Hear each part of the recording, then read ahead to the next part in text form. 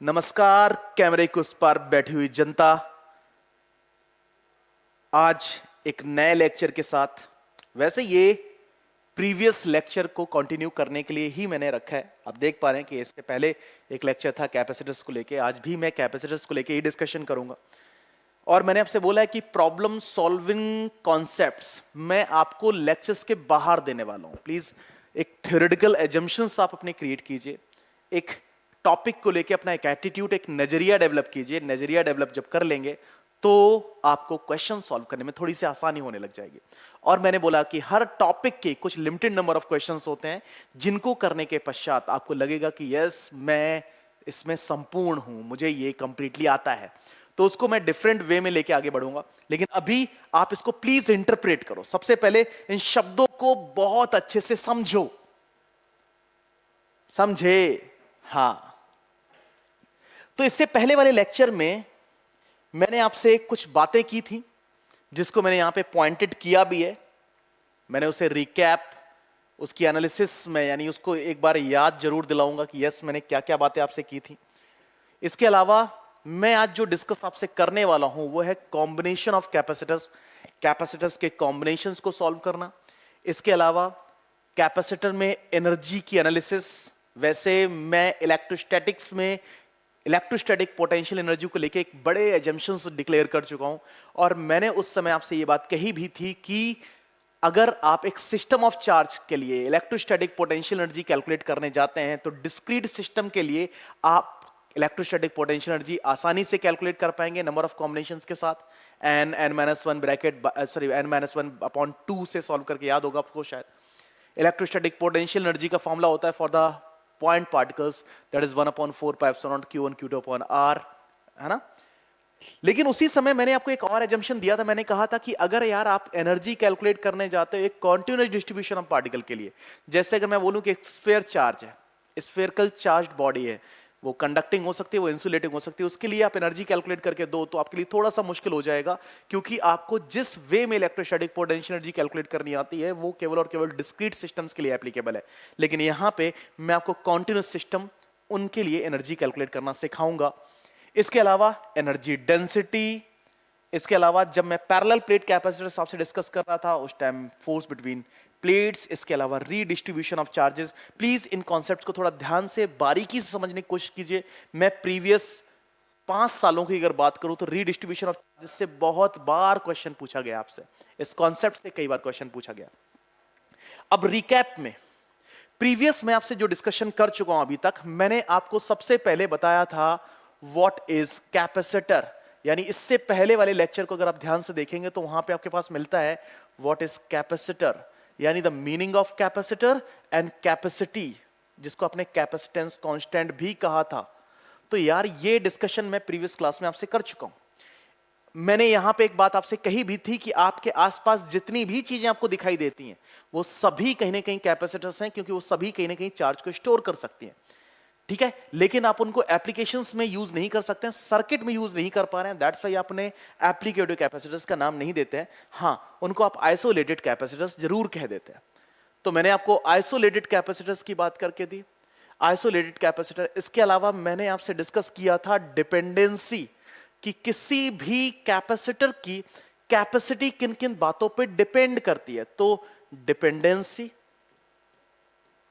Dependency, और जब मैं डिपेंडेंसी डिस्कस कर रहा था तो मैंने आपसे कहा होगा डिपेंडेंसी यानी कैपेसिटी का formula C is equal to Q upon V जरूर होता है, लेकिन कभी भी आप ये नहीं कहेंगे कि कैपेसिटी डिपेंड्स ऑन Q। मैंने यहां पे आपसे कहा होगा size and shape, size and shape, और दोनों शब्दों को बेहतरीन तरीके से एक्सप्लेन भी किया होगा कि कैसे कैपेसिटी साइज पे डिपेंड करती है और कैसे कैपेसिटी शेप पे डिपेंड करती है। साइज के लिए मैंने फॉर्मूला आपको सॉल्व करके दिया, दैट इज 4πε0r एक स्फेरिकल कैपेसिटर के लिए। लेकिन शेप को जब मैं डिस्कस कर रहा था तो समय मैंने आपको एग्जांपल दिया होगा कि अगर आपके पास एक बॉडी स्फेरिकल है और एक बॉडी ऐसा पियर शेप्ड बॉडी है, तो इस केस में दोनों का वॉल्यूम यानी दोनों का साइज तो बराबर है, लेकिन इस केस में कैपेसिटी इसकी कम होगी। क्यों कम होगी? कि मैंने आपसे बोला कि जो भी शार्प एज्ड ऑब्जेक्ट होते हैं उसमें चार्ज के लीक होने के चांसेस सबसे ज्यादा। क्यों? क्योंकि अगर मैं सरफेस चार्ज डेंसिटी की बात करूं, यहां पे सरफेस चार्ज डेंसिटी सिग्मा 1 है, यहां पे सरफेस चार्ज डेंसिटी सिग्मा 2 है, तो सिग्मा 1 जो होगा वो सिग्मा 2 से ज्यादा होगा। मतलब यहां पे पोटेंशियल हाई, और आपको पता है सराउंडिंग के साथ उसका इंटरेक्शन आसानी से हो सकता है, और जो ये बॉडी है वो डिस्चार्ज होने की कंडीशन में जा सकती है। दैट्स वाई उसकी कैपेसिटी कम है, बताया होगा मैंने आपको। ठीक है, ये डिस्कस किया। उसके बाद मैंने आपसे कहा कि यार जब आप एक आइसोलेटेड कैपेसिटर की बात करते हो तो इसकी कैपेसिटी बहुत कम है। जैसे मैंने अर्थ साइज कंडक्टर लिया, अर्थ साइज कंडक्टर की जब बात कर रहे थे तो उसकी कैपेसिटी जब मैंने मेजर करके आपको दी तो आपको 711 माइक्रोफैराड मिली, जो की वैल्यू बहुत कम है। तो ऐसा क्या किया जाए जिससे कैपेसिटी इंक्रीज कर पाए? तो मैंने आपको फिर बताया कि यार कम से कम आप 2 कंडक्टर का यूज करें, यानी कम से कम आप 2 कंडक्टर का यूज करें। 2 कंडक्टर लें, कंडक्टर का यूज करें। क्या यूज करें? कैपेसिटर्स को बनाने में। और फिर मैंने डिस्कशन किया आपसे पैरेलल प्लेट कैपेसिटर को लेके। किसको लेके बेटा? Parallel plate capacitor. Parallel plate capacitor में आप जब कैपेसिटी सॉल्व कर रहे थे तो मिला था A epsilon naught upon D, लेकिन मैंने कहा था कि कैपेसिटी को और इंक्रीज किया जा सकता है। एंड देन मैंने डिस्कस किया role of dielectric, role of dielectric. Dielectric को डिस्कस करने के बाद मैंने कहा था अगर capacity of the parallel plate capacitor आप फाइंड आउट करने जाते हैं तो उस केस में अगर मिडिल ऑफ यानी प्लेट्स के बीच में डाइलेक्ट्रिक फिल करते हैं तो कैपेसिटी बढ़ जाती है, that is A epsilon naught K upon D। This is the role of dielectric. Clear? तो ये रिकैप है जो हम प्रीवियस क्लास में डिस्कस कर रहे थे।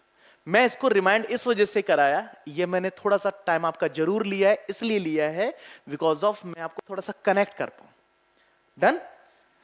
तो एक हेल्दी डिस्कशन, और हेल्दी डिस्कशन के बाद यह बात निकल के सामने आती है कि अगर आप पैरेलल प्लेट कैपेसिटर्स की कैपेसिटी कैलकुलेट करने जाते हैं तो आपको एप्सिलॉन नॉट अपॉन D मिलता है, और जब आप एक डाइलेक्ट्रिक फिल करते हैं तो कैपेसिटी ये मिलता है।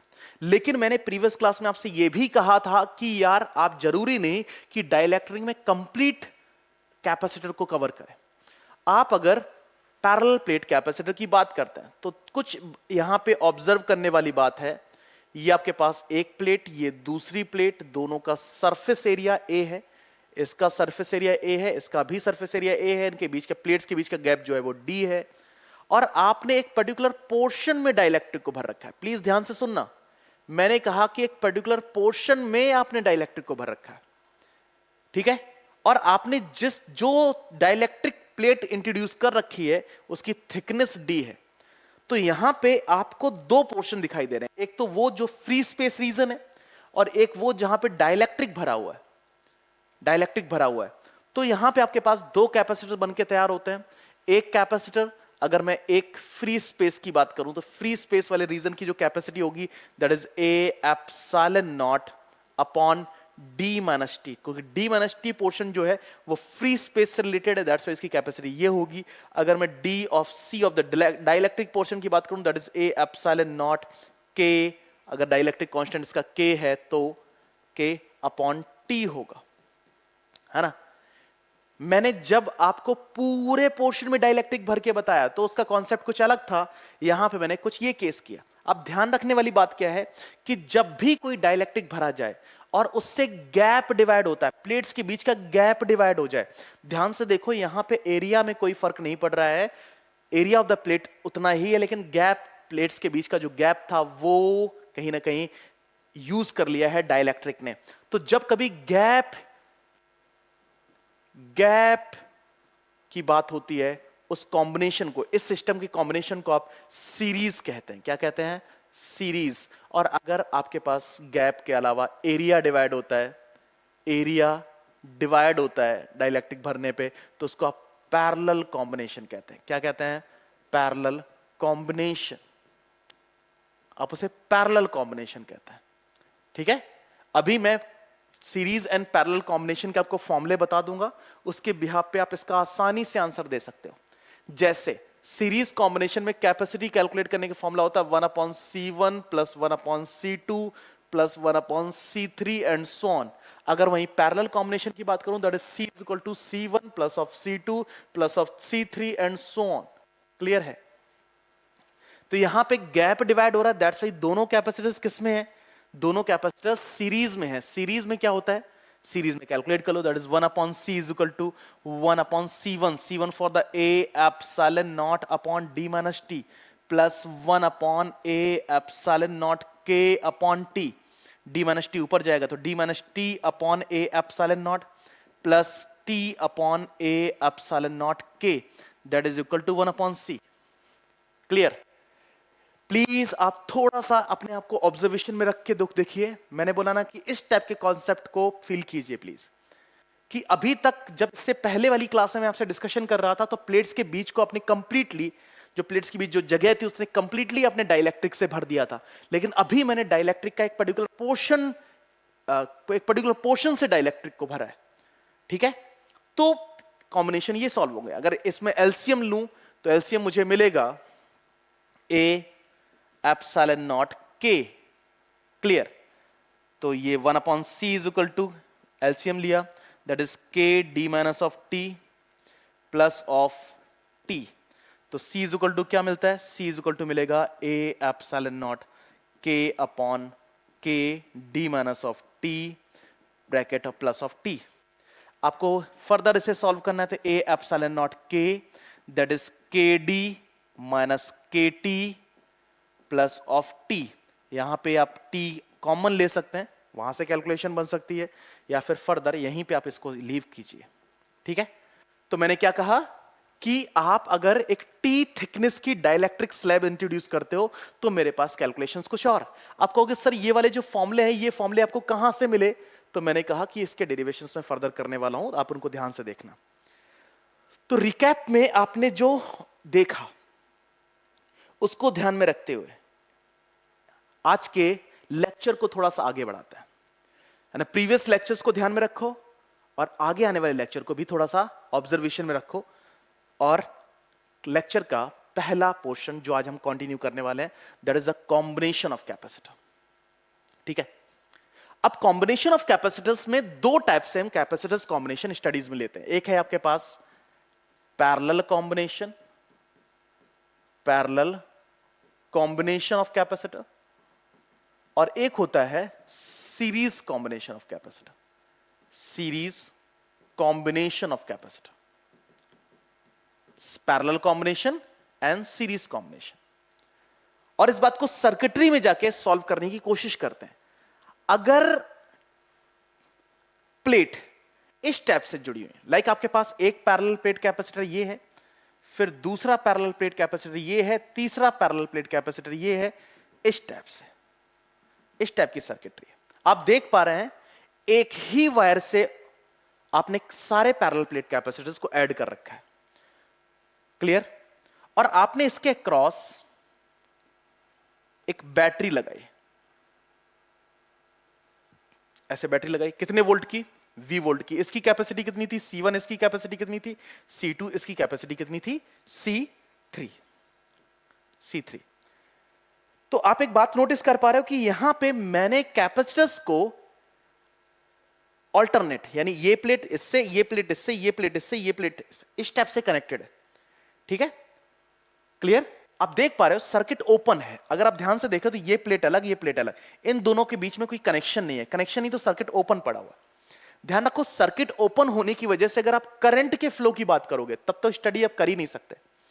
तो यहां पे करंट का जो फ्लो है वो तो नहीं है। अब इसको थोड़ा फील करने की कोशिश करो। बैटरी की पॉजिटिव प्लेट मतलब इलेक्ट्रॉन डेफिशिएंट, मतलब वो इस वाली प्लेट से इलेक्ट्रॉन को खींचेगी, कॉज ऑफ पोटेंशियल डिफरेंस।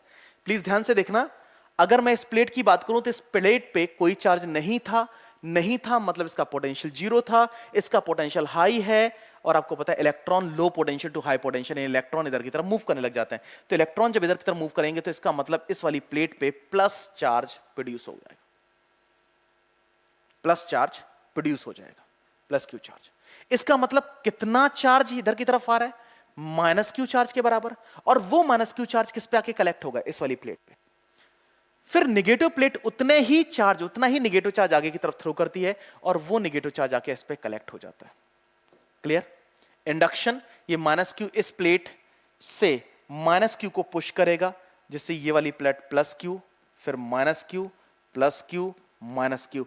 आप एक बात नोटिस करो, ध्यान से देखो कि सीरीज कॉम्बिनेशन में अगर कॉम्बिनेशन इस प्रकार का है, इस कॉम्बिनेशन में एक ही वायर से कनेक्टेड बहुत सारे कैपेसिटर्स, इस कॉम्बिनेशन को आप सीरीज कॉम्बिनेशन कहते हो, और सीरीज कॉम्बिनेशन में equal charge should be distributed. Equal charge will be distributed over the capacitor, equal charge जो है वो कैपेसिटर्स पे डिस्ट्रीब्यूटेड है ना? क्लियर? यानी इस पे भी क्यू चार्ज है, इस पे भी क्यू चार्ज, इस पे भी क्यू चार्ज। अगर मैं नेट चार्ज की बात करूंगा, इस पे नेट जीरो है, नेट जीरो, नेट जीरो। लेकिन आपको पता है कि ना मैं प्लस क्यू वर्ड यूज करता हूं, ना तो माइनस क्यू। मैं कहूंगा इस कैपेसिटर पे कितना चार्ज है, दैट इज प्लस क्यू, इस पे भी कितना है, प्लस क्यू। इस टाइप से आप देख लो, ठीक है? अब सभी कैपेसिटर चार्ज्ड है। आपको पता है जब ये चार्जिंग हो चुकी होगी तो सर्किट में अब चार्ज का फ्लो करना बंद हो चुका होगा। तो अगर मैं आपसे पूछूं कि यहां पे अगर एक बल्ब लगा दिया जाए, यहां पे एक बल्ब लगा दिया जाए, ये बल्ब लगा दिया जाए, तो ये बल्ब ब्लिंक किया होगा? यस। मतलब जब ये कैपेसिटर चार्ज हो रहे होंगे ना, उस टाइम तक ब्लिंक किया। आपको पता है ऐसा होने में मिली और माइक्रो सेकेंड्स का टाइम लगता है। इसका मतलब ये बल्ब ब्लिंक तो जरूर किया होगा, लेकिन बहुत छोटे इंटरवल ऑफ टाइम के लिए, ठीक है? तो अगर आपसे कभी पूछा जाए कि एट टाइम, मतलब फॉर द लॉन्ग टाइम, मतलब कुछ देर की बात की जाए, कुछ देर बाद सर्किट में करंट होगा, तो आफ्टर सम टाइम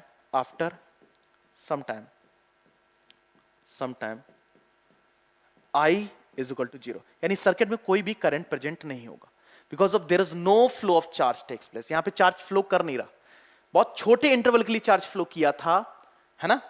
लेकिन ये अब इसका मतलब चार्ज को जब फेच किया गया तो how much work to be done, इसके क्रॉस काम करना पड़ा, इसके क्रॉस काम, यानी बैटरी ने 3 जगह काम किया, इसके क्रॉस भी काम किया, इसके क्रॉस भी काम किया, इसके क्रॉस भी काम किया। तो इसका मतलब इसके क्रॉस भी पोटेंशियल ड्रॉप किया, इसके क्रॉस भी पोटेंशियल ड्रॉप किया, इसके क्रॉस भी पोटेंशियल ड्रॉप। पोटेंशियल ड्रॉप का मतलब क्या है? Work done to move a unit charge from this position to this position, यानी यहां से नेगेटिव क्यू चार्ज को निकाल के प्लेट के इस हिस्से में डालने में जो किया गया काम है उसे पोटेंशियल ड्रॉप कहते हैं। अगर मैं वहीं इसका एग्जांपल दूं तो आपको पता है कि नेगेटिव पॉजिटिव प्लेट से चार्ज को निकाल के नेगेटिव प्लेट तक डालने में किया गया काम पोटेंशियल ड्रॉप कहता है। तो बैटरी ने इतना काम किया, तो बैटरी ने 3 जगह काम किया, तो V is equal to V1 plus of V2 plus of V3। V is equal to क्या होता है? V इज इक्वल टू क्या होता है? Q by C। तो Q upon C, that is Q upon C1 plus Q upon C2 plus Q upon C3 and so on. तो यहां से आपको मिलता है 1 upon C is equal to 1 upon C1 plus 1 upon C2 plus 1 upon C3 and so on in series combination of capacitor. तो जब capacitor series में connected होते हैं तो नेट कैपेसिटेंस का फॉर्मूला क्या होता है? That is 1 upon C1 plus 1 upon C2 plus 1 upon C3। Clear? This is the series combination of capacitor. Clear? Done. वहीं पे अगर मैं कैपेसिटर्स को कुछ ऐसे कनेक्ट करता, लाइक मेरे पास एक कैपेसिटर ये है, अगर ध्यान से देखें प्रीवियस वाले केस में alternatively plus minus plus minus plus minus plus minus इस टाइप से प्लेट कनेक्टेड है, और यहां पे क्या है? यहां पे कुछ ऐसा है।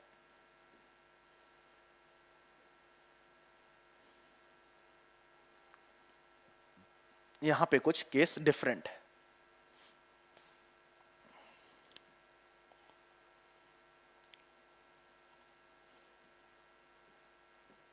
ऐसा अगर आप ध्यान से देखें तो आप प्लीज कुछ, अब कभी भी ऐसा मत सोचना कि चार्ज कैपेसिटर्स ऐसे ऐसे कनेक्टेड है दैट्स वाई पैरेलल है, या फिर ऐसे ऐसे कनेक्टेड है तो सीरीज है। नो, प्लीज ऑब्जर्वेशन कैसे करेंगे? बैटरी, अब बैटरी का पॉजिटिव टर्मिनल किन किन कैपेसिटर से डायरेक्टली कनेक्टेड है? तो इससे भी कनेक्टेड, इससे भी कनेक्टेड, इससे, तो इससे वो इलेक्ट्रॉन को फेच करेगा, इससे भी इलेक्ट्रॉन को फेच करेगा, इससे भी इलेक्ट्रॉन को फेच करेगा। ये C1 है, C2 है, ये C3 है। तो आपको पता है तीनों कैपेसिटर्स अलग अलग हैं, तो इससे फेच करने वाला चार्ज, यानी मान लेते इससे -Q1 चार्ज फेच किया तो इसके प्लेट पे +Q1, इससे -Q2 तो +Q2, इस पे +Q3। तो इससे कितना चार्ज फेच किया? -Q1। इससे कितना फेच किया? -Q2। इससे कितना फेच किया? -Q3। इसका मतलब इस प्लेट पे आके कलेक्ट क्या होगा? -Q1 +Q2 +Q3 इस पे कलेक्ट होगा। नेगेटिव प्लेट उतना ही चार्ज आगे थ्रो कर देगी, कितना? माइनस। तो इस पे कितना आएगा? -Q1। इसमें कितना आएगा? -Q2। और इसमें कितना आएगा? -Q3। ध्यान से देखो, पैरेलल आप कब कंसीडर किया करोगे? पैरेलल आप तब कंसीडर किया करो कि जब सारे कैपेसिटर्स का पॉजिटिव प्लेट पॉजिटिव टर्मिनल से और नेगेटिव प्लेट नेगेटिव टर्मिनल से कनेक्टेड है। इसमें ध्यान से देखो, इसमें कुछ ऐसा नहीं है। यहां पे कैपेसिटर आपस में कैसे alternatively positive negative positive negative positive negative है। इसमें क्या है? इसमें कुछ इस टाइप से, ठीक है? क्लियर? डन? यस। तो बैटरी ने इस पे भी काम किया, इस पे भी काम किया। बैटरी तो सब पे बराबर काम कर रही थी ना, है ना? कैसे? अगर मैं इस टर्मिनल के पोटेंशियल को V1 और इस पोटेंशियल को V2, तो यहां का पोटेंशियल कितना होगा? V1। यहां का पोटेंशियल कितना होगा? V1। यहां का पोटेंशियल कितना होगा? V1।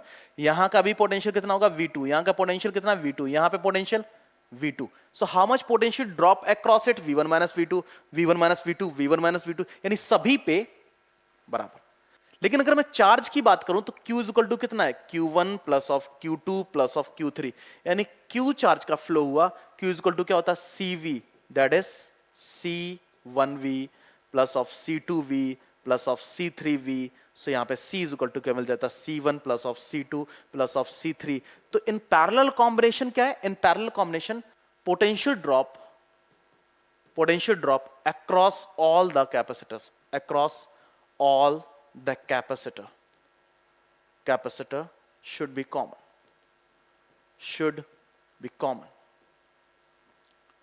यानी सभी कैपेसिटर्स पे जो पोटेंशियल ड्रॉप है वो सेम होगा। तो अगर मैं सीरीज एंड पैरेलल कॉम्बिनेशन में तुलना करता हूं तो सीरीज में सभी कैपेसिटर्स पे ड्रॉप पोटेंशियल अलग अलग था, लेकिन सभी पे चार्ज सेम था। यहां पे क्या है? यहां पे सभी पे ड्रॉप पोटेंशियल सेम है, लेकिन चार्ज अलग अलग है। मैं यहां पे इसकी इस टाइप से कल्पना कर सकता हूं। डन? तो series and parallel combination of capacitor, यहां पे आपको जनरल फॉर्मूला ये मिलता है और वहां पे जनरल फॉर्मूला आपके पास ये मिलता है। क्लियर? अब कई बार जेई या नीट या फिर बोर्ड एग्जाम में सीरीज एंड पैरेलल कॉम्बिनेशंस के क्वेश्चन सॉल्व करने को दिए जाते हैं। रेजिस्टेंस के कॉम्बिनेशन भी सॉल्व करने के लिए जाते हैं, आगे आने वाला चैप्टर में आपको देखने को मिलेगा। और कैपेसिटर्स में भी कॉम्बिनेशन सॉल्व करने के लिए दिए जाते हैं। तो कॉम्बिनेशन सॉल्व करना बहुत ही बेसिक सी बात है। अभी देखता हूं, एक क्वेश्चन करते हैं, उस क्वेश्चन से समझने की कोशिश करेंगे। मेरे पास मान लेते हैं ये एक सर्किट है, ये एक सर्किट है, ठीक है? और डायगोनल पे बैटरी कनेक्टेड है। एक कैपेसिटर यहां, एक कैपेसिटर यहां, एक कैपेसिटर यहां, एक कैपेसिटर यहां, एक कैपेसिटर यहां, एक कैपेसिटर यहां, एक कैपेसिटर यहां, एक कैपेसिटर यहां, है ना? अगर मेरी पुरानी भाषाएं, आप पूरी बातें याद हो, तो मैंने आपसे बोला था कि इस एंड का पोटेंशियल कुछ और, इसको हम VA मान लेते हैं, और इसका एंड का पोटेंशियल VB मान लेते हैं, है ना? तो आप ऐसा समझो कि जैसे ही आपने पोटेंशियल डिफरेंस मेंटेन किया, तो कहीं ना कहीं इलेक्ट्रिक फील्ड का एक प्रेजेंस आप देखने को मिल सकता है। कैसे? इसका मतलब आप सोचो, ऐसा सोच लो, फील करो कि यार अगर मैं यहां से पानी डालना स्टार्ट करूं तो पानी इसमें भी जाएगा, इसमें भी जाएगा, इसमें भी जाएगा, इसमें जाके और यहां से निकलेगा ना? तो सोचो, इमेजिन करो कि इलेक्ट्रिक फील्ड लाइंस यहां से चलना शुरू करती हैं, क्योंकि मैंने बोला था इलेक्ट्रिक फील्ड लाइंस कहां से कहां की तरफ जाती हैं? Higher potential to lower potential. तो जैसे इलेक्ट्रिक फील्ड लाइन चलेंगी, आपको पता है कि सबसे पहले ये देखो कि बैटरी का पॉजिटिव टर्मिनल जो है वो किन किन कैपेसिटर से कनेक्टेड है? इससे, इससे और इससे कनेक्टेड है, ठीक है? तो आपको पता है उस केस में होगा क्या? वो इसको चार्ज करेगा, इसको भी चार्ज करेगा और इसको भी चार्ज करेगा। ध्यान से देखो, सभी की कैपेसिटी सेम है, तो तो इसको चार्ज करने में उसे जितना काम करेगा उतना ही इसको चार्ज करने में लगेगा, उसको इतना चार्ज इसको भी करने में उसे उतना ही काम करना पड़ेगा। अगर काम सेम है तो यहां पे पोटेंशियल कितना था VA, इस पे कुछ ड्रॉप हो जाएगा, कितना बचेगा V1। अगर इस रास्ते से इसको चार्ज करने गया होता तो कितना बचता V1, क्यों सेम कैपेसिटर, और इस रास्ते गया होता तब भी कितना बचता V1। इसका मतलब आपको पता है VA से कुछ पोर्शन ड्रॉप हो गया। वैसे मैं क्वेश्चन सॉल्व करने के लिए अलग पूरी सीरीज लेके आऊंगा, हर क्वेश्चन को बारीकी से एनालाइज करेंगे और शॉर्ट ट्रिक्स सीखेंगे क्वेश्चन सॉल्व करने के लिए, लेकिन अभी आप कैपेसिटर्स को बेहतरीन तरीके से समझ जाओ, है ना, क्लियर। तो इस कैपेसिटर को चार्ज करने में काम करना पड़ा, इसको भी तीनों कैपेसिटर को चार्ज करने में काम करना पड़ा। अगर काम करना पड़ा है तो इक्वल काम करना पड़ा है।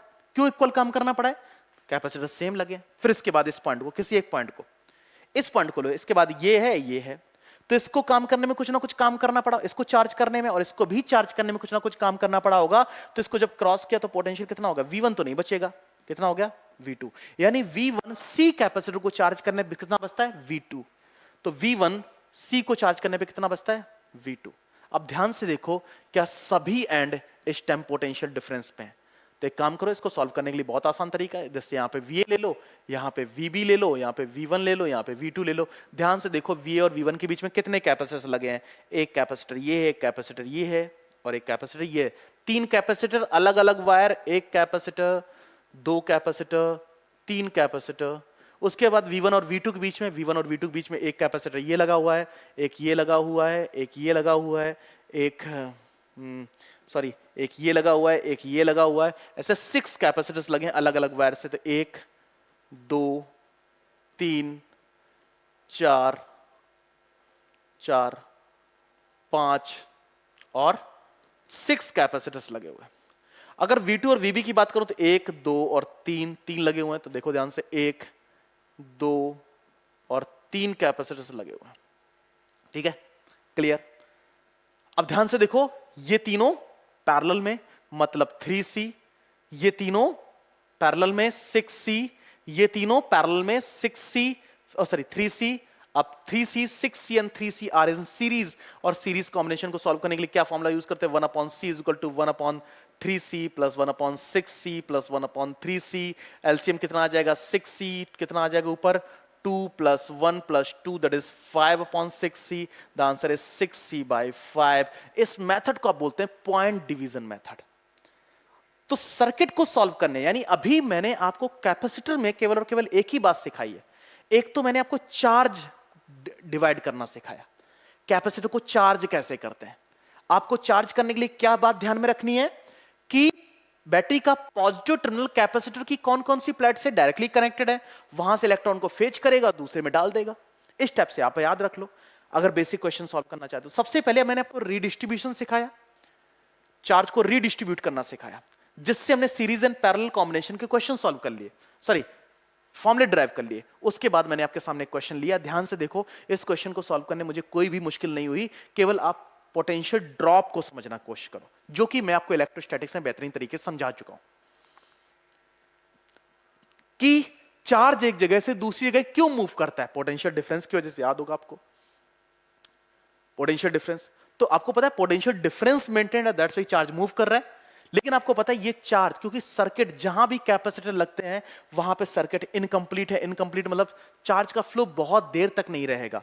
तो अगर आप पूछोगे कि यहां पे करंट का फ्लो कुछ देर बाद होगा, तो आप कहोगे नो, ठीक है। तो this is the series combination and parallel combination of the capacitor. Done, clear है, ओके। ऐसे बहुत सारे क्वेश्चंस आपको देखने को मिलेंगे सीरीज एंड पैरेलल कॉम्बिनेशन से, series and parallel combination of capacitor से क्वेश्चन देखने को मिलेंगे, ठीक है। मेरे पास कुछ क्वेश्चन हैं भी, जिसको आप ध्यान से देखो तो शायद आपको थोड़ा समझ आए। जैसे ये देखो, लिखा है consider the situation shown in figure. अब उस फिगर देख लो आप ध्यान से। ये कैपेसिटर है और ऑलरेडी चार्ज्ड है। ये प्लेट पॉजिटिवली चार्ज्ड है और ये प्लेट नेगेटिवली चार्ज्ड है।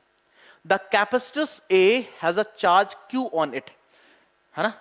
जो कैपेसिटर वो Q है, वेयर B इज अनचार्ज। तो B कैपेसिटर वो अनचार्ज्ड है। क्या है, अनचार्ज्ड, है ना, uncharged. The charge appearing on the capacitor B as a long time after the switch is closed. आपने ध्यान से देखो, ये एक वायर ऐसे कनेक्टेड है और स्विच को अगर ऑन कर दिया जाए, क्या कर दिया जाए, स्विच को ऑन कर दिया जाए, तो बी पे कितना चार्ज हो जाएगा, है ना। अब एक बात बताओ कि इलेक्ट्रिक फील्ड अगर ध्यान से देखो तो क्या ये पॉजिटिव चार्ज इस नेगेटिव चार्ज को अपनी तरफ खींच रहा होगा। यहां पे इलेक्ट्रिक फील्ड है, ये पॉजिटिव चार्ज नेगेटिव चार्ज को इधर की तरफ खींच रहा होगा, ठीक है।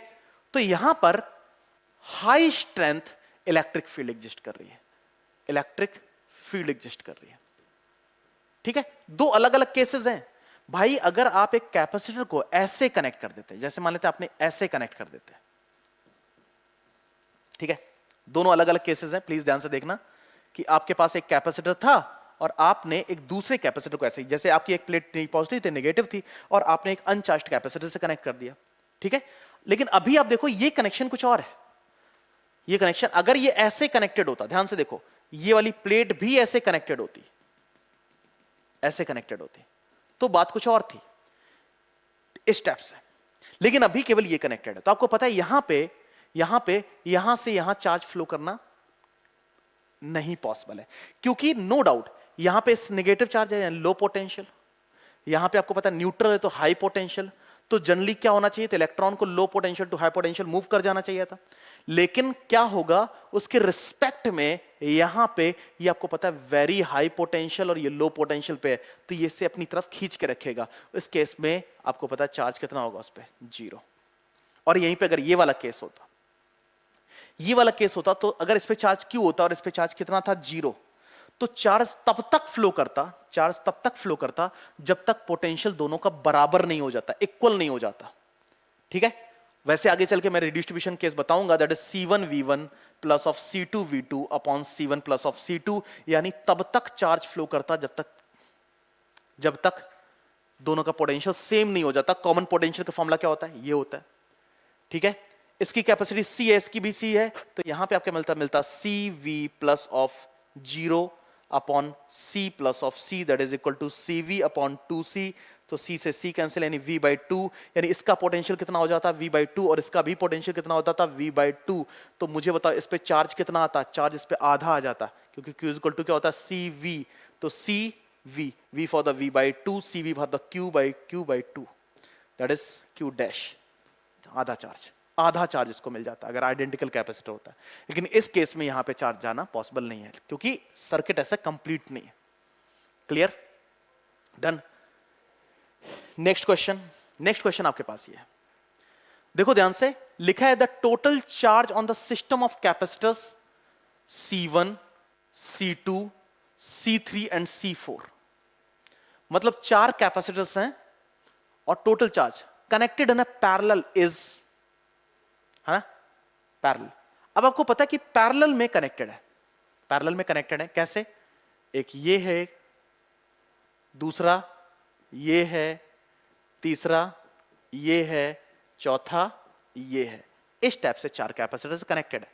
एक कितना है 1 माइक्रोफैरड, एक कितना है 2 माइक्रोफैरड, एक कितना है 3 माइक्रोफैरड और एक कितना है 4 माइक्रोफैरड। ये पैरेलल में कनेक्टेड है विद द 20 वोल्ट बैटरी। आपको पता है अभी जस्ट मैंने आपसे डिस्कस किया इस चीज को लेके, ध्यान से देखो, ये वाला केस सेम यही वाला केस यहां पे है। यहां पे बैटरी आपके पास कितनी 20 वोल्ट की, इससे वो कितना चार्ज फेच कर लेगा, मान लेते हैं Q1 माइनस Q1, तो इस पे कितना हो जाएगा Q1, इस पे प्लस Q2, इस पे प्लस Q3, इस पे प्लस Q4। इसका मतलब चार्ज कितना फ्लो किया, that is minus of Q1 plus of Q2 plus of Q3 plus of Q4 charge flow किया, और उतना ही चार्ज बैटरी ने इधर की तरफ सप्लाई दिया। तो इस पे माइनस Q4, इस पे माइनस Q3, इस पे माइनस Q2, इस पे माइनस Q1। इस टाइप से आप चार्जिंग कहते हैं, ये आपको पता है पैरेलल कॉम्बिनेशंस में चार्जिंग का कॉन्सेप्ट। तो टोटल चार्ज कितना है, चार्ज इक्वल टू कितना, Q is equal to Q1 plus of Q2 plus of Q3 plus of Q4, ठीक है। अब Q1 कितना है, C1V plus C2V plus C3V plus C4V, क्योंकि आपको पता है पैरेलल में इक्वल पोटेंशियल ड्रॉप हो रहा है, सब पे काम इक्वल।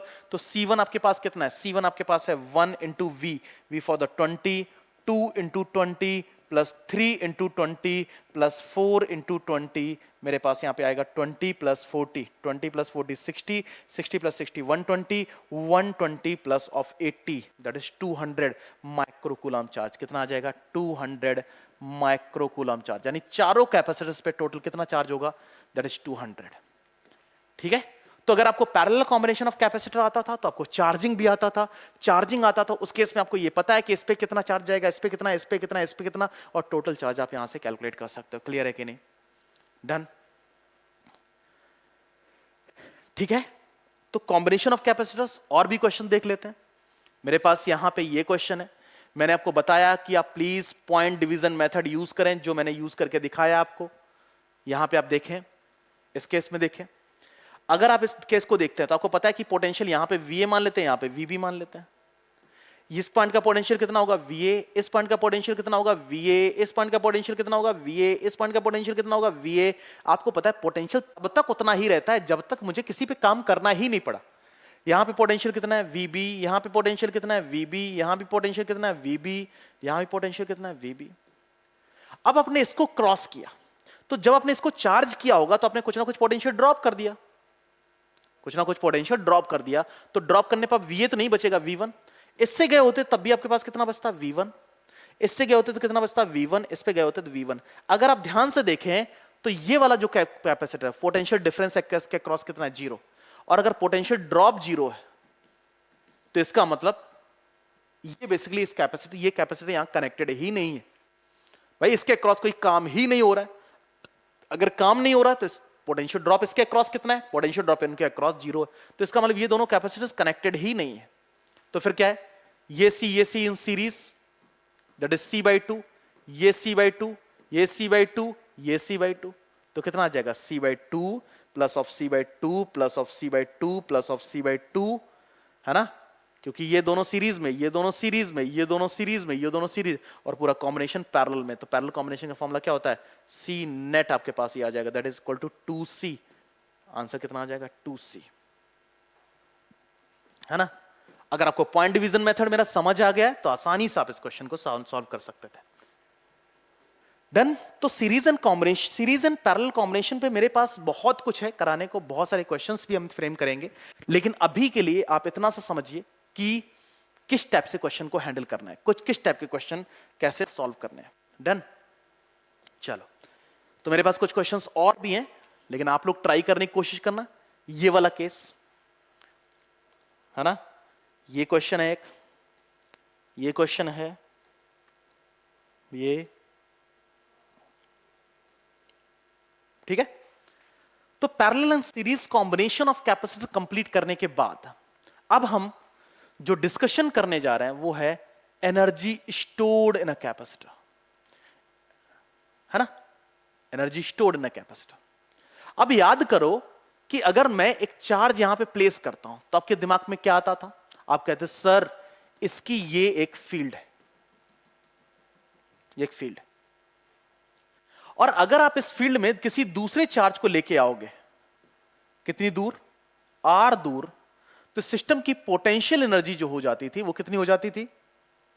वो हो जाती थी Q0 अपॉन R हो जाती थी ने, यानी पोटेंशियल एनर्जी इंक्रीज कर जाती थी।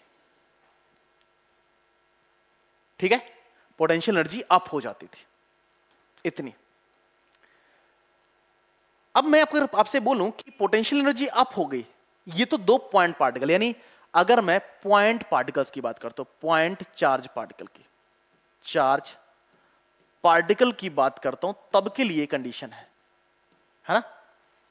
पॉइंट चार्ज पार्टिकल की बात करता हूं तब तक के लिए कंडीशन आपके पास ये है। अगर मैं वहीं पे एक बॉडी को चार्ज करूं, है ना, जैसे कैपेसिटर को करते थे, कैपेसिटर को जब करते थे तो क्या होता था कि आपने इससे इलेक्ट्रॉन निकाला, इसमें एक प्रोटॉन के बराबर चार्ज हो गया, इससे आपने और इलेक्ट्रॉन निकाला, इसमें एक और प्रोटॉन के बराबर चार्ज हो गया, इससे और इलेक्ट्रॉन निकाला तो इसमें और प्रोटॉन के बराबर चार्ज हो गया। इसका मतलब इसमें लगातार पॉजिटिव चार्ज जो है वो इंक्रीज कर रहा है। और मैंने अभी आपको बताया कि जब आप चार्ज को कलेक्ट करते हो, एक जैसे चार्जेस के लिए कलेक्ट करते हो, तो एनर्जी अप होने लग जाती है। तो इसका मतलब इस केस में भी तो एनर्जी की बात की जा सकती है। तो यहां पे भी इलेक्ट्रोस्टैटिक पोटेंशियल एनर्जी की बात की जा सकती है, इलेक्ट्रो स्टैटिक पोटेंशियल एनर्जी की बात की जा सकती है। ठीक है, तो आपने जब इसको चार्ज किया है ना, मान लेते इससे आपने इलेक्ट्रॉन भेजा और स्मॉल चार्ज इसको दिया, तो how much work is to be done? आपको पता है पोटेंशियल इज इक्वल टू होता है small work is to be done to charge a body by the small charge. तो यहां से मैं लिख सकता हूं dw is equal to vdq। अगर मैं कैपेसिटर के पॉइंट ऑफ व्यू से देखूं तो आपको पता है v इज इक्वल टू क्या होता है? v इज इक्वल टू होता है q बाई c, होता है कि नहीं? तो v की जगह हम लिख सकते हैं q by c of dq। यहां से हम लिख सकते हैं 1 upon c integration of q dq that is equal to w। अगर आप इसे इंटीग्रेट करें तो 1 अपॉन c ये आएगा आपके पास q स्क्वायर अपॉन 2, तो the result is q square upon 2c। यानी कैपेसिटर के पॉइंट ऑफ व्यू से देखें, मैंने आपसे बोला था, याद करो जब मैं इलेक्ट्रोस्टैटिक पोटेंशियल एनर्जी आपको पढ़ा रहा था उस समय मैंने आपको एक केस बताया। मैंने कहा था इस केस में अगर मैं आपसे बेसिक वे में इलेक्ट्रोस्टैटिक पोटेंशियल एनर्जी कैलकुलेट करने के लिए कहूंगा तो आप नहीं कर पाओगे, है ना। ये जनरलाइज टर्म तब तक के लिए था जब तक मैं पॉइंट चार्जेस की बात कर रहा हूं। ये केस तब है जब मैं एक सिस्टम ऑफ चार्ज या फिर कॉन्टिन्यूअस सिस्टम ऑफ चार्ज की बात कर रहा हूं, कॉन्टिन्यूअस सिस्टम ऑफ चार्ज की बात करता हूं। और कैपेसिटर में तो होता ही वही है भाई, कैपेसिटर किसी पॉइंट पॉइंट चार्ज के कॉम्बिनेशन से थोड़ा ना चार्ज दिखाई दे रहा है, वहां पे एक सिस्टम बन के तैयार हो रहा है, कॉन्टिन्यूअस डिस्ट्रीब्यूशन ऑफ पार्टिकल बन रहा है क्यू स्क्वायर पहुंचे। अगर मैं इसको सी के टर्म्स में लिखना था तो क्यू इक्वल टू लिख सकता है सीवी, तो C square V square upon 2c, तो सी से C cancel, that is half of C V square. This is called the work done. यानी जब आप किसी भी कैपेसिटर को चार्ज करते हैं, जब किसी बॉडी को आप चार्ज करते हैं तो इसकी एनर्जी अप होने लग जाती है। तो आपको पता है the work done is equivalent of energy, that's why the formula is half of cv square और q square upon 2c। This is called the energy stored by the capacitor. Clear? Energy stored by the capacitor. Energy stored by the capacitor जब आपके पास result है, यानी जैसे मैंने बोला कि अगर मैं एक चार्ज स्फीयर की बात करता हूं, यानी मैं एक स्फेरिकल कैपेसिटर की बात करता हूं, स्फेरिकल कैपेसिटर की बात करता हूं जिसकी रेडियस, आइसोलेटेड कैपेसिटर की बात करता हूं, इसकी कैपेसिटी कितनी है 4 पाई एप्सिलॉन नॉट आर। अगर मैं इसकी एनर्जी की बात करूं तो energy is equal to half of cv square, half of cv square, so half of c for the 4 pi epsilon naught r of v square. और अगर मैं इसमें चार्ज के रिस्पेक्ट में आंसर देना चाहूं q, the answer is q square upon 2c, q for the q square and 2c, c for the 4 pi epsilon not r। This is the energy stored by the spherical isolated capacitor. Clear? अगर मैं parallel plate capacitor की बात करूं और parallel plate capacitor में energy की बात करूं, एनर्जी यानी कैपेसिटी कितनी होती है a epsilon naught upon d, तो एनर्जी कितनी होगी, energy is equal to half of cv square, तो हाफ ऑफ c आपके पास कितना है a epsilon naught upon d v square. अगर आप प्लेट्स के बीच का गैप d मान लेते हैं तो आपको पता है पोटेंशियल डिफरेंस और इलेक्ट्रिक फील्ड इंटेंसिटी में एक रिलेशन होता है।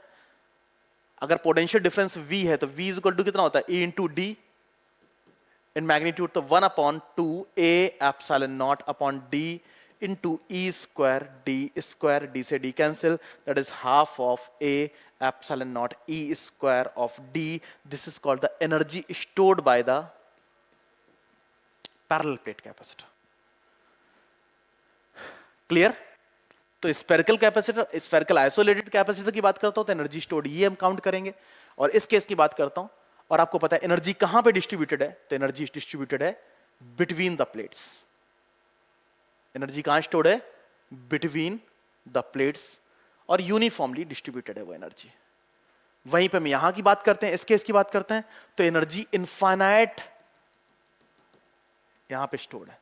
रीजन जहां पे भी इलेक्ट्रिक फील्ड का प्रेजेंस है वहीं पे एनर्जी यूनिफॉर्मली डिस्ट्रीब्यूटेड है। इसका मतलब क्या, एक चार्ज स्फीयर के electrostatic potential energy charge sphere के आसपास स्टोर्ड होती है, यस, है ना।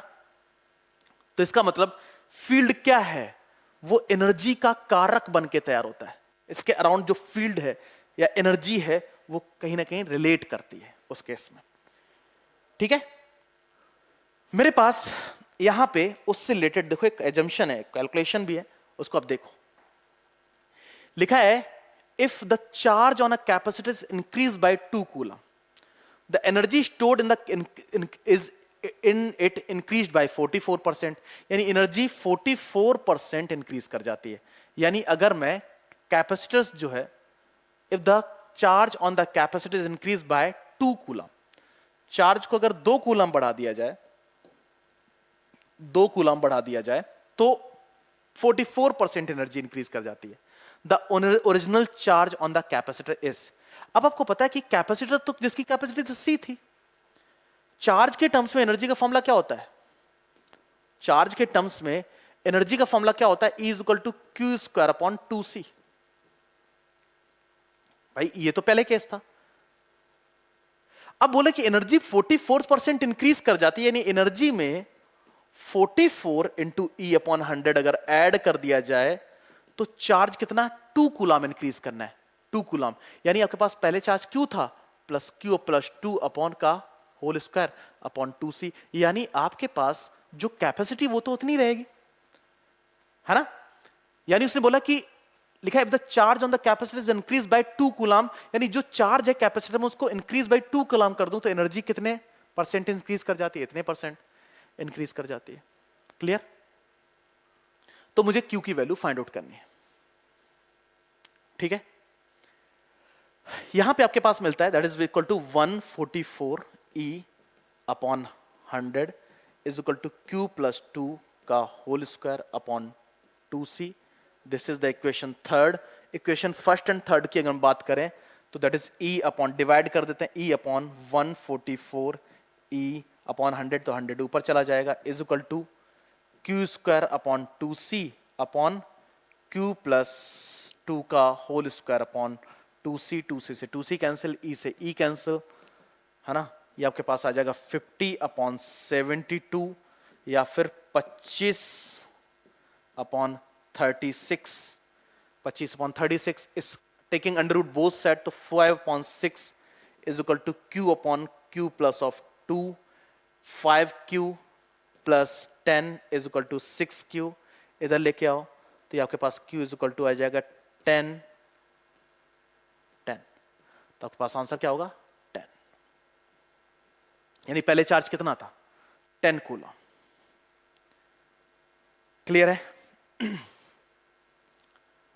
तो एनर्जी का फॉर्मूला हमने यूज किया। आपको पता है कि हमने चार्ज के टर्म्स में ही क्यों लिया, हाफ ऑफ CV स्क्वायर के टर्म्स में क्यों नहीं लिया?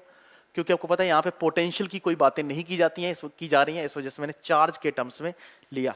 यहाँ पे आपके पास ये रिलेशन आया था, मैंने अंडर रूट लिया, 25 का अंडर रूट टेकन, जब स्क्वायर रूट लेंगे तो 5 upon 6 is equal to this, cross multiply आपके पास यहाँ पे Q की वैल्यू, यानी पहले आपके पास चार्ज कितना था? 10 कूलम चार्ज। कितना था? 10 कूलम चार्ज। ठीक है, क्लियर। तो और भी क्वेश्चंस हैं, लेकिन अभी हम इन क्वेश्चंस को आप लोग देखिए और ट्राई करने की कोशिश कीजिए। वैसे मैं इनके सारे एजम्पशंस आपके साथ डिस्कस करने वाला हूं, एनसीईआरटी से पिक किए गए क्वेश्चंस हैं, है ना। Now next one is energy density. अब एनर्जी डेंसिटी तो वही है कि कितनी एनर्जी कितने वॉल्यूम में स्टोर्ड है। अगर मैं पैरेलल प्लेट कैपेसिटर की बात करूं तो parallel plate capacitor energy density, energy density means energy stored by the capacitor per unit volume, by the capacitor per unit volume, यानी कितने वॉल्यूम में कितनी एनर्जी स्टोर्ड है, इस बात का मेजरमेंट एनर्जी डेंसिटी कहलाता है। तो energy density is equal to energy stored per unit volume, this energy density. अब पैरेलल प्लेट की अगर बात करें तो पैरेलल प्लेट में, क्योंकि आपको पता है कि हमारे सिलेबस में मेन टॉपिक यही है, मेरे नीट और जेई के स्टूडेंट प्लीज आप इन पे थोड़ा सा कंसर्न होइए और आप एक टच क्रिएट कीजिए टॉपिक को लेके, सब्जेक्ट को लेके। एंड देन मैं आपको थोड़ा सा न्यूमेरिकल सॉल्व करने का प्रैक्टिस भी अलग से कराऊंगा। यहां पे सारी सारी एनर्जी स्टोर्ड है, कितनी एनर्जी स्टोर्ड है? That is half of CV square, half of CV square. तो energy stored that is equal to half of CV square upon volume कितना है? अगर प्लेट का एरिया A और गैप तो A into D, half of C। अगर capacity की बात की जाए that is A epsilon naught upon D, V की बात की जाए that is E square D square upon A into D. एक डी से एक डी कैंसिल, एक डी से एक डी कैंसिल, एक ए से A cancel, that is half of epsilon naught E square. This is the energy density in terms of electric field between the plates, है ना। इलेक्ट्रिक फील्ड कितनी होती है? E इज इक्वल टू sigma upon epsilon naught. यहां पे further solve कर सकते हैं तो 1 upon epsilon naught into sigma square upon epsilon naught square, epsilon तो sigma square upon 2 epsilon naught. This is called energy density between the parallel plate capacitors. Okay, clear? तो यहां पे आपके पास जितना, मतलब देखो इंटररिलेटेड क्वेश्चंस है। एनसीईआरटी या फिर आप बोल सकते हो कि आपका नीट का एग्जाम या जेई का मेन एग्जाम या फिर बोर्ड का एग्जाम, कई बार आपको बेटा डायरेक्ट फॉर्मूले से क्वेश्चन बन के आ जाता है। आप इन फॉर्मूले को पिक करके रखो, फॉर्मूले से क्वेश्चन पिक करने की कोशिश करो, और आप बिलीव करो कि लगभग ज्यादातर पोर्शन, ज्यादातर क्वेश्चंस फॉर्मूले से सॉल्व हो जाते हैं। लेकिन कंप्लीट एनालिसिस आपके दिमाग में होनी चाहिए कि वहां पे एनर्जी कितनी स्टोर्ड है, किस टाइप से वो डिस्ट्रीब्यूटेड है, क्या इमेजिनेशन है इसकी, वो सारी बातें। ठीक है, डन। आप इसको पोटेंशियल के टर्म्स में लिखना चाहो तो पोटेंशियल के टर्म्स में लिख सकते हो, इलेक्ट्रिक फील्ड के टर्म्स में लिखना चाहो इलेक्ट्रिक फील्ड के टर्म्स में लिख सकते हो, आप प्लेट्स पे जो सरफेस चार्ज डेंसिटी है उसके टर्म्स में लिखना चाहो उसके टर्म्स भी लिख सकते हो। तो आपके पास ये इंटररिलेटेड फॉर्मुलेज हैं जिनको आपने ध्यान में रखना है। ठीक है, अब आपको पता है कि अगर मैं आप लोगों से एक बात कहूं कि उस एनर्जी जो प्लेट्स थी, है ना, जो प्लेट्स थी, ये आपके पास प्लेट है, एक दूसरी प्लेट आपके पास ये है, इनके बीच का गैप डी है और इस पैरेलल प्लेट कैपेसिटर। अगर मैं कैपेसिटी की बात करता हूं तो capacity is equal to A epsilon naught upon D, है ना। प्लीज जब मैं आपको क्वेश्चन सॉल्व करना सिखाऊंगा तो आपको यही फॉर्मूले में रिकॉल करके दूंगा, तो वहां पे हम केवल फॉर्मूले और कॉन्सेप्ट को ध्यान में रखेंगे, है ना। एनर्जी डेंसिटी की हम बात करते हैं तो एनर्जी डेंसिटी आपके पास कितनी है? That is sigma square upon 2 epsilon not. या फिर आपके पास एक फॉर्मूला और मिला था, half of epsilon naught E square, half of epsilon naught E square. अगर मैं एनर्जी की बात करता हूं तो एनर्जी आपके पास कितनी है? एनर्जी आपके पास है half of A epsilon naught E square D. This is the energy between the plates. ठीक है, ये पॉजिटिव चार्ज प्लेट है और ये नेगेटिव चार्ज प्लेट है। ठीक है, इसमें एनर्जी है। अब आपको बहुत अच्छे से बता रखा है कि जहां पे एनर्जी है मतलब अनस्टेबल सिस्टम। क्या है? Unstable system. यानी ये प्लेट अब यार दूर दूर नहीं रहना चाहती हैं, वो एक दूसरे के नजदीक जाना चाहती हैं, क्लोज आना चाहती हैं। ठीक है, और आपको एक बात और बता चुका हूं कि यार एनर्जी जो है वो इनडायरेक्ट मीनिंग है फोर्स का। भाई एनर्जी से काम होगा ना, तो अगर आपको पता है कि ये प्लेट्स इस एनर्जी की वजह से, ये एनर्जी जो स्टोर है उसको अनस्टेबल करती हैं, क्या ये प्लेट नजदीक जाना चाहती हैं? याद करो जब मैंने चार्जेस अट्रैक्ट क्यों करते हैं वाला कॉन्सेप्ट बताया था कि वाई चार्जेस अट्रैक्ट, कि वो एनर्जी को मिनिमाइज करना चाहते हैं। तो आपको पता है कि अगर इनके बीच में, प्लेट्स के बीच में एवरेज फोर्स F एवरेज है, एवरेज F है, तो आपको पता है कि वर्क डन, अगर पूछो वर्क डन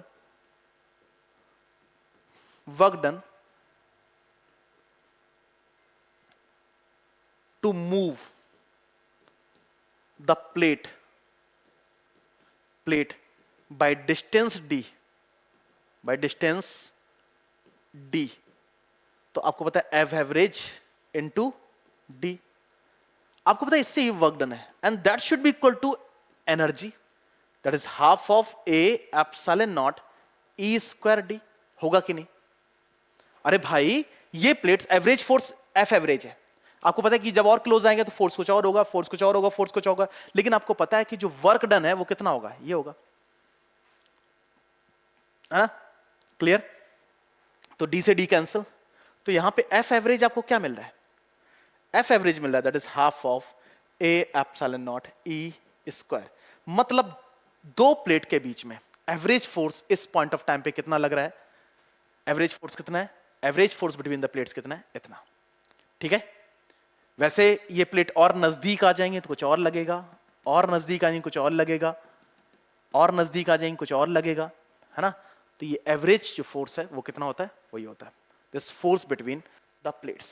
लगता ही है, क्यों? क्योंकि इनके बीच में एनर्जी है। एनर्जी है मतलब अनस्टेबिलिटी है, अनस्टेबिलिटी है मतलब वो क्लोज जाना चाहती हैं, क्लोज जाना चाहती है मतलब वो अगर क्लोज जाएं तो आपको पता है वो बिल्कुल क्लोज जाने के लिए how much work is to be done, that is F average into D, जिससे क्या होगा? पोटेंशियल एनर्जी जीरो हो जाएगी, यानी सारी की सारी जो इलेक्ट्रोस्टैटिक पोटेंशियल एनर्जी है वो वर्क डन में यूज हो जाएगी। या फिर वर्क डन अगर मैं इन प्लेट्स को दूर दूर करूं तो how much work is to be done, that is F average into D. नजदीक आऊंगा तो एफ एवरेज इनटू डी, तो उससे क्या होगा? एनर्जी लॉस होगी या फिर इंक्रीज करेगी। अगर दूर लेके जाओगे, प्लेट्स को दूर लेके जाओगे डी डिस्टेंस, तो energy half of A epsilon not D square upon D E square D बढ़ जाएगी। क्लियर है? तो यहां से आप एफ एवरेज कैलकुलेट कर सकते हो। ठीक है, यस। तो बात करते हैं रीडिस्ट्रीब्यूशन ऑफ चार्ज की। एक इंपॉर्टेंट कॉन्सेप्ट, जैसा कि मैंने बोला आपसे, अभी तक हम चार्ज को यानी किसी कैपेसिटर को चार्ज कर रहे थे। डन? किसी कैपेसिटर को हम चार्ज कर रहे थे और चार्जिंग को हम डिस्ट्रीब्यूशन कहते थे। चार्जिंग को हम डिस्ट्रीब्यूशन करते थे, कहते थे।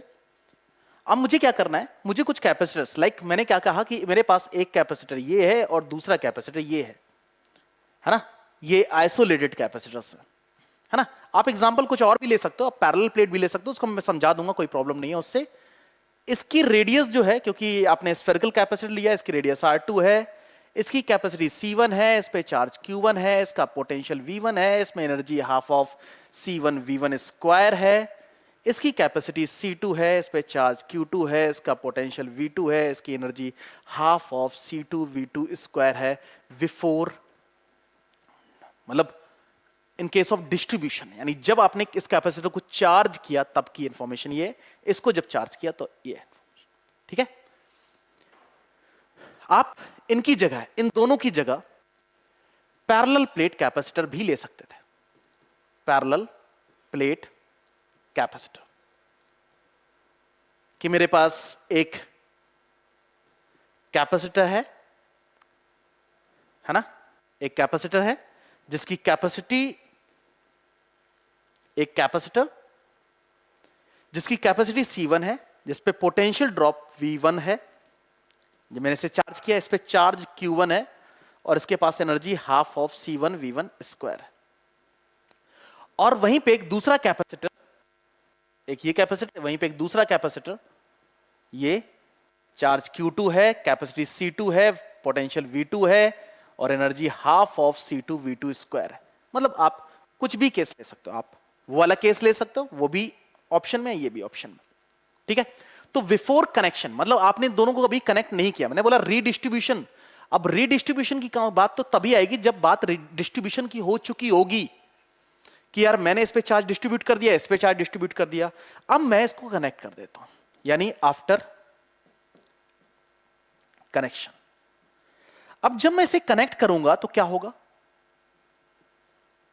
भाई? किसी एक का पोटेंशियल अप है, किसी का पोटेंशियल लो है, तो charge will be flow from, charge will be flow from higher potential to lower, higher potential to lower potential, to lower potential, है ना? मतलब इनमें से किसी एक से एक में चार्ज आने लग जाएगा और तब तक आएगा टिल कॉमन पोटेंशियल, यानी चार्ज तब तक आएगा जब तक दोनों का पोटेंशियल कॉमन नहीं हो जाता, है ना? तो मान लेते हैं इससे इसमें चार्ज जा रहा है, इससे इसमें चार्ज जा रहा है, मान लेते Q डैश चार्ज गया, तो इसमें कितना हो जाएगा? Q1 minus of Q dash. इसमें चार्ज कितना हो जाएगा? Q2 plus of Q dash. Clear? ठीक है, इसका पोटेंशियल हो गया V1 डैश, यानी आफ्टर कनेक्शन इसका पोटेंशियल हो गया V1 डैश, इसका पोटेंशियल V2 डैश हो गया। ठीक है, लेकिन चार्ज तब तक ट्रांसपोर्ट करेगा, तब तक एक जगह से एक से दूसरे में जाएगा जब तक पोटेंशियल सेम नहीं हो जाता। अब कंजर्वेशन ऑफ चार्ज क्या कहता है? Conservation of charge, conservation of charge, of charge, जो आपके पास न्यू सिस्टम है, जो आपका न्यू सिस्टम है, उसकी कैपेसिटी कितनी है? C1 plus of C2। उसमें चार्ज कितना है? Q is equal to Q1 plus of Q2। यानी बिफोर कनेक्शन भी कैपेसिटी कितनी थी? एक की कैपेसिटी C1 थी, दूसरी कैपेसिटी C2 थी। एक पे चार्ज Q1 था, दूसरे पे चार्ज Q2 था। लेकिन अब अगर मैं एक सिस्टम की बात करूं तो सिस्टम की कैपेसिटी कितनी हो चुकी है? C1 प्लस C2, और चार्ज कितना हो जाएगा? Q1 plus of Q2। तो पोटेंशियल कितना हो गया सिस्टम का? पोटेंशियल हो गया Q1 प्लस ऑफ Q2, यानी charge upon capacity, charge upon capacity. यानी अगर मैं आपसे बोलूं कि इस वाले स्फीयर का पोटेंशियल, यानी इस कैपेसिटर का पोटेंशियल कितना है? That is Q1 plus Q2 upon C1 plus C2। इसका भी पोटेंशियल कितना है? Q1 प्लस ऑफ Q2, क्योंकि वो सिस्टम का पोटेंशियल है, तो जितना इसका होगा उतना ही उसका होगा। अब आपके पास Q1 को क्या मैं लिख सकता हूं? C1 V1, और Q2 को मैं लिख सकता हूं C2 V2 upon C1 plus of C2। यानी चार्ज तब तक ट्रांसपोर्ट करता है जब तक पोटेंशियल क्या नहीं हो जाता? बराबर नहीं हो जाता। और कॉमन पोटेंशियल का फॉर्मूला आपके पास क्या है? ये, ठीक है। तो चार्ज तब तक ट्रांसपोर्ट करता है जब तक पोटेंशियल कॉमन नहीं हो जाता। ये कॉमन पोटेंशियल। यानी अब पहले कैपेसिटर का भी पोटेंशियल इतना है, कॉमन पोटेंशियल। अब पहले कैपेसिटर का भी पोटेंशियल इतना है और दूसरे का भी इतना ही है, ठीक है। Done now. तो अगर आपसे पूछा जाए कि अब पहले वाले कैपेसिटर पे चार्ज कितना हो गया, तो वो Q1 डैश। अब Q1 dash is equal to C1 V ना, C1 V, V have a value is C1 V1 plus of C2 V2 upon C1 plus of C2। यानी ये अब आपके पास, अब कैपेसिटर पे उस पे कितना चार्ज होगा पहले वाले पे, दूसरे वाले चार्ज पे कैपेसिटर पे कितना चार्ज होगा? Q2 dash, that is C2V मतलब C2V for the C1 V1 plus of C2 V2 upon C1 plus of C2। Clear? Done. तो मतलब पहले कैपेसिटर पे चार्ज कितना है? Q1 डैश, दूसरे पे कितना है? Q2 dash. तो आप बिफोर कनेक्शन केसेस अलग थे, आफ्टर कनेक्शन केसेस अलग है। और चार्ज तब तक ट्रांसपोर्ट करेगा जब तक पोटेंशियल कॉमन नहीं हो जाता। इस बात की एनालिसिस भी आपके दिमाग में है, ठीक है। एनर्जी की अगर बात करें तो बिफोर कनेक्शन अगर मैं एनर्जी की बात करूं तो इस सिस्टम में कनेक्शन एनर्जी कितनी थी? Energy of the system is E1 plus of E2। E1 कितना था? Half of C1 V1 square. दूसरे पे कितनी थी? Half of C2 V2 square, है ना। आफ्टर कनेक्शन एनर्जी कितनी हो गई? आफ्टर कनेक्शन एनर्जी कितनी हो गई? That is E final, E initial, E final, that is half of C कितना हो गया? C1 प्लस ऑफ C2, और V कितना हो गया? V square. पोटेंशियल कॉमन हो गया ना, ठीक है। तो पहले एनर्जी ये थी, अब एनर्जी ये है। तो चेंज इन एनर्जी अगर मुझे कैलकुलेट करना हो तो चेंज इन एनर्जी कितना आएगा? E final minus E initial. E final कितना है?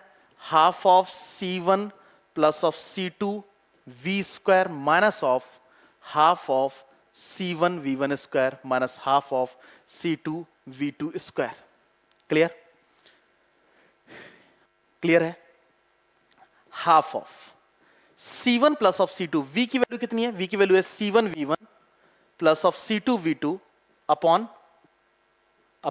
C1 प्लस C2 का whole square minus half of C1 V1 square minus half of C2 V2 square. Clear? यानी अपने कॉमन पोटेंशियल का जो फॉर्मूला हमने कैलकुलेट किया था उसे भी प्लेस कर दिया यहां पे।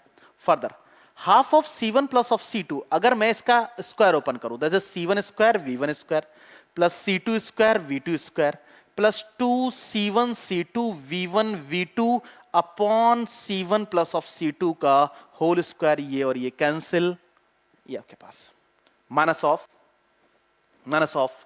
Half of C1 V1 square minus half of C2 V2 square. Clear? इसे फर्दर सॉल्व कर लेते हैं। तो delta U is equal to half of, देखो ये ओपन करता है, half of C1 V1 square plus half of C2 square V2 square plus half of 2c1c2v1v2 upon c1 plus of c2 का c2, c1 plus of c2। अब देखिए ध्यान से, upon में c1 प्लस c2, ये मैंने इसको लिखा, हाफ का अंदर मल्टीप्लाई कर दिया, and minus of half of c1 v1 square minus half of c2 v2 square. Clear? Clear है?